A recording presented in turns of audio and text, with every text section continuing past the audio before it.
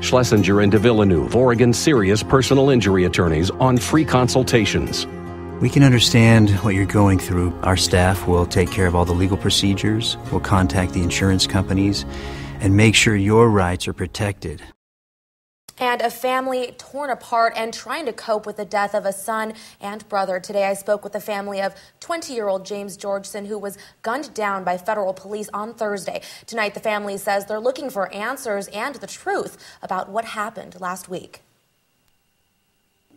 It's been 3 days since James Georgeson was killed, and family members say they've been kept in the dark. Nobody has contacted us. We have not been told the body is released. We have not been told anything.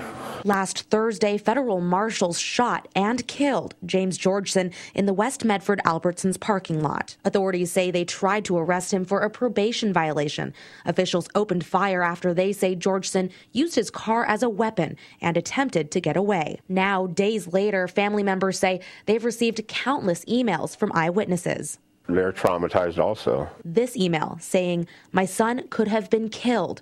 Another saying, "The officer yelled, 'Get down.'"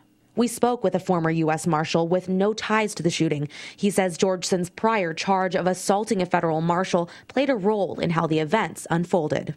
He's got a little violence in his background. And number two, he has a drug problem. And of course, when you're on drugs or alcohol, you can't make a decision because you're not able to make a decision. But family members say Georgeson was not a violent person. He wasn't a murderer. He wasn't a rapist.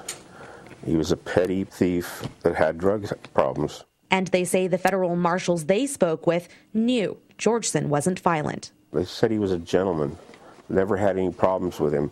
They know he wasn't a violent man, that he just needed to get off the drugs. That's all they wanted for him. Now, Georgeson's family says they're left with more questions than answers and feel betrayed by the very marshals they believed would help James get his life back on track.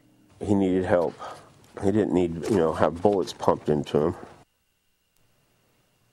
Now, the family says they're looking into hiring an attorney to explore the possibility of a wrongful death. Family members also say they've set up a memorial fund under James Georgeson at any Wells Fargo bank. They say any extra money not used for the burial will be returned to donors.